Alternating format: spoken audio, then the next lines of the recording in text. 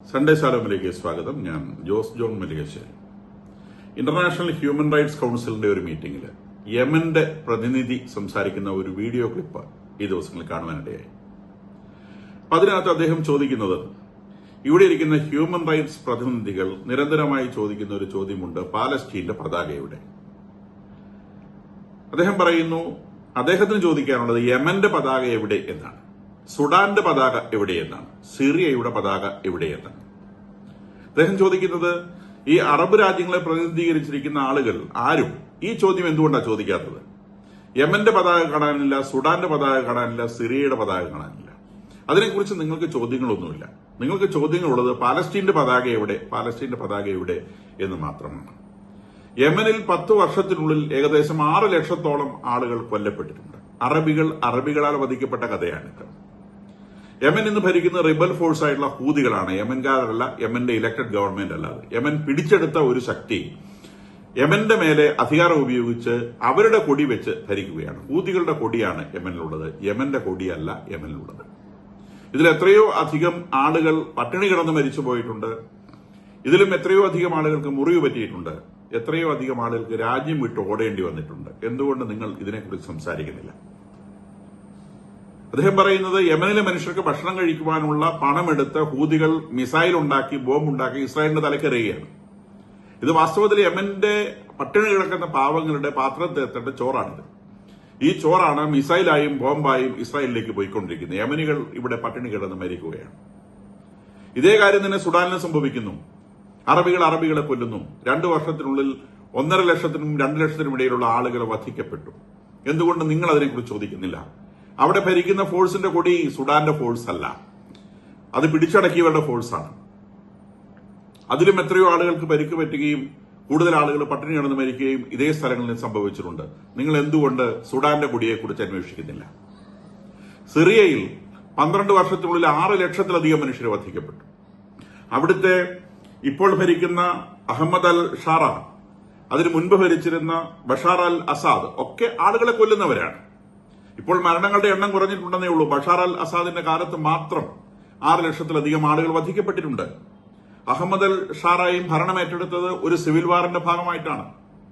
10,000-കണക്കിന് ആളുകളെ വധിച്ചുകൊണ്ടാണ് അവരും അധികാരത്തിലേറിയത്. അവർ വെച്ചിരിക്കുന്ന കൊടി സിറിയയുടെ കൊടിയല്ല, അവരുടെ പ്രസ്ഥാനത്തിന്റെ കൊടിയാണ്. അവിടെയും ആളുകൾ പട്ടിണി കിടന്ന് മരിക്കുന്നു. അവിടെയും ആളുകൾ രാജ്യത്ത് നിന്ന് പലായനം ചെയ്യുന്നു. നിങ്ങൾ എന്തുകൊണ്ട് ഇതൊന്നും കാണുന്നില്ല? അറബികളെ കൊല്ലുന്നത് നിങ്ങൾ എന്തുകൊണ്ട് കാണുന്നില്ല? ഇവിടെ ഇറാൻ ഇരിക്കുന്നുണ്ട്.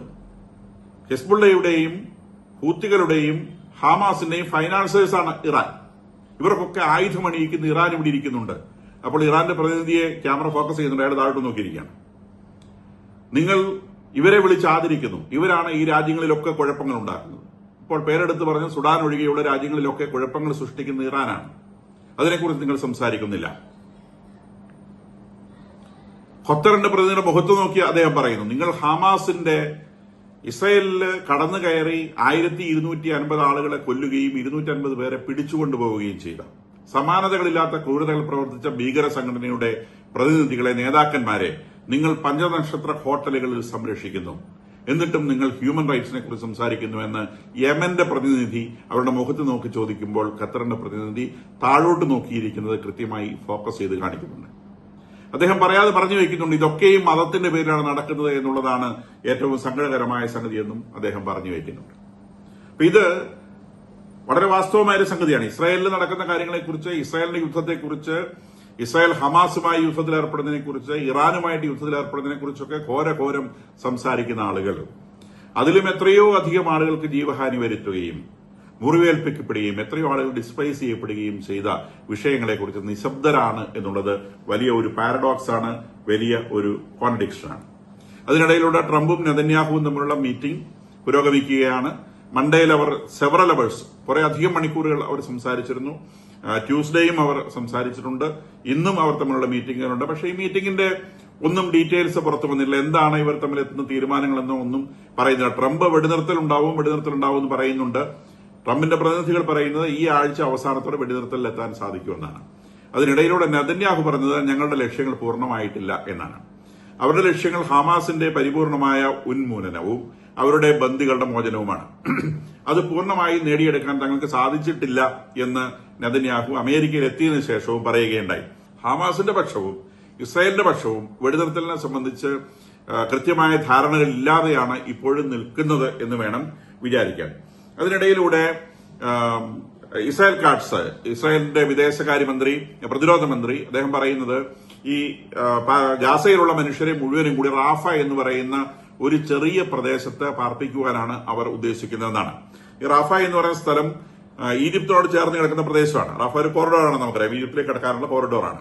അപ്പൊ ഈ ഗാസ റീജിയന്റെ ഏകദേശം ഒരു 15 to 20% വരുന്ന വളരെ ചെറിയ ഒരു റീജിയണിൽ ഇപ്പോൾ ഗാസയിൽ ജീവിച്ചിരിക്കുന്ന മുഴുവൻ മനുഷ്യരെയും കൂടി ഒന്നിച്ചു കൂട്ടി അവിടെ പാർപ്പിടങ്ങൾ പണിത് അവരെ ഒന്നിച്ച് പാർപ്പിക്കുവാനുള്ള ഒരു പ്ലാനാണ് ഇപ്പോൾ ഇസ്രായേലിന്റെ പക്കലുള്ളത് എന്നാണ് മനസ്സിലാവുന്നത്. ഇസ്രായേൽ കാട്സ് ഈ സ്ഥലത്തെ ഹ്യൂമാനിറ്റേറിയൻ സിറ്റി എന്നാണ് അദ്ദേഹം പേരിട്ട് വിളിച്ചിരിക്കുന്നത്. ഈ വെടിനിർത്തൽ വന്നാൽ ഉടനെ തന്നെ ഈ ഹ്യൂമാനിറ്റേറിയൻ സിറ്റിയുടെ പണി തുടങ്ങുമെന്നാണ് അദ്ദേഹം അവകാശപ്പെടുന്നത്. അപ്പൊ മുഴുവൻ റാഫ നിവാസികളെയും അവിടേക്ക് ഫിൽട്ടർ ചെയ്ത് കയറ്റും എന്നാണ് അദ്ദേഹം പറയുന്നത്. അങ്ങനെ ഒരു പ്രത്യേക റെസിഡൻഷ്യൽ ഏരിയ ഉണ്ടാക്കി ഇപ്പോഴത് ഇവാക്യുവേറ്റ് ചെയ്ത് വെച്ചിരിക്കുകയാണ്. ആ ഇവാക്യുവേറ്റ് ചെയ്ത റീജിയണിൽ ഭവനങ്ങൾ വളരെ വേഗം നിർമ്മിച്ച് ഭവനങ്ങൾ നിർമ്മിക്കുന്ന മുറയ്ക്ക് ആളുകളെ ഫിൽട്ടർ മീൻസ് ഹിസ്ബുള്ളയെ ഫിൽട്ടർ ചെയ്ത് ഔട്ടാക്കുക. ഈ സമൂഹത്തിൽ നിന്ന് ഹിസ്ബുള്ളയെ തിരിച്ചെടുക്കാൻ നിവൃത്തിയില്ലാത്തതുകൊണ്ട് സമൂഹത്തോട് ചേർന്ന് ഹിസ്ബുള്ള അല്ല, ഹാമാസ്, ഇവരോട് ചേർന്ന് ഹാമാസ് ജീവിക്കുന്നതുകൊണ്ട് ഹമാസിനെ ഇതിനകത്ത് വേർതിരിച്ചെടുക്കാൻ കഴിയാത്തതുകൊണ്ട് അവർക്ക് അവസാനം കണ്ടെത്തിയ ടെക്നിക്ക് ഇതാണ്: ചെറിയ ഒരു റീജിയനിലേക്ക് ഇവരെ പാർപ്പിക്കുക, ആ റീജിയനിലേക്ക് ഫിൽട്ടർ ചെയ്ത് മാത്രം ആളുകളെ കടത്തുക. അപ്പൊ അത് ഹമാസ് ആണെങ്കിൽ അവർക്ക് ഫിൽട്ടർ ഔട്ട് ചെയ്യാൻ പറ്റും, അല്ലെങ്കിൽ ഹമാസ് അങ്ങോട്ട് വരികയാണെന്ന് വേണം വിചാരിക്കാൻ.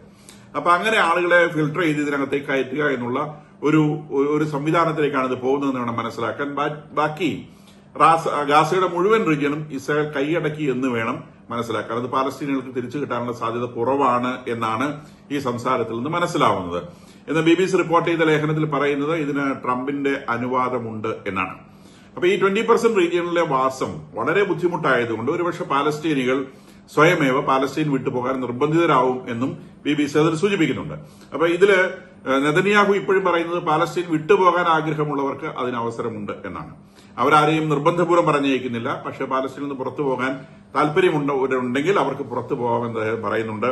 കൂടാതെ നെതന്യാഹുവും ട്രംപും പാലസ്തീനികളെ ഉൾക്കൊള്ളാൻ തയ്യാറുള്ള രാജ്യങ്ങളെ ഇപ്പോഴും അന്വേഷിച്ചുകൊണ്ടേയിരിക്കുന്നുണ്ട് എന്നുള്ളതും ഒരു വസ്തുതയാണ്.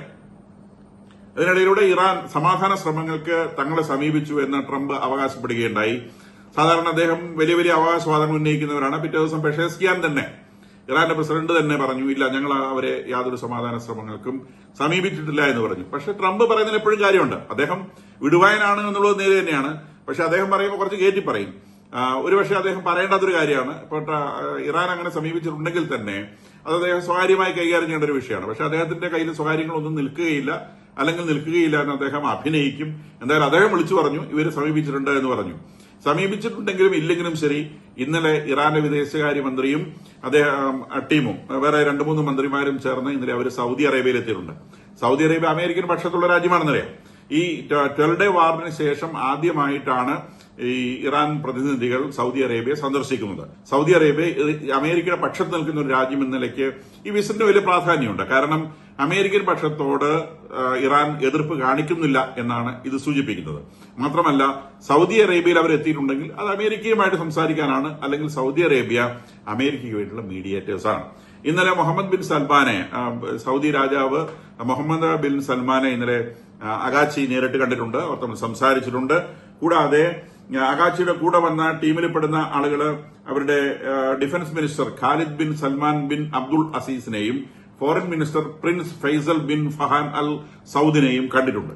അപ്പൊ നിശ്ചയമായും ഇറാൻ ഒരു സമാധാന ശ്രമത്തിന് വേണ്ടിയാണ് ശ്രമിക്കുന്നത്, അല്ലെങ്കിൽ സമാധാനത്തിന് വേണ്ടിയാണ് ശ്രമിക്കുന്നത് എന്ന് വേണം മനസ്സിലാക്കാൻ. ട്രംപ് പറഞ്ഞതാണ് ശരി, ഇറാൻ സമാധാനം കാംക്ഷിച്ചുകൊണ്ട് അമേരിക്കയെ സമീപിച്ചിട്ടുണ്ട് എന്നുള്ളത് വസ്തുതയാണ്. അത് സൗദി അറേബ്യ വഴിയാണ് എന്ന് മാത്രം. സൗദി അറേബ്യ ആ ഭാഗത്തെ ഒരു മീഡിയേറ്ററായി വളർന്നു വരുന്നു എന്നുള്ളത് നമ്മൾ നേരത്തെ തന്നെ സൂചിപ്പിച്ച കാര്യമാണ്. അറബ് രാജ്യങ്ങളുടെ ഇടയിൽ ലീഡിംഗ് നേഷനായി സൗദി അറേബ്യ വരും. പിന്നെ സൗദി അറേബ്യ ഇസ്രായേലുമായിട്ട് അബ്രാഹാം അക്കോർഡ് ലീഡ് ചെയ്യും. മിഡിൽ ഈസ്റ്റിലെ ഏറ്റവും ലീഡിംഗ് കൺട്രിയായി ഇസ്രായേൽ ഉയർന്നു വരികയും ചെയ്യും.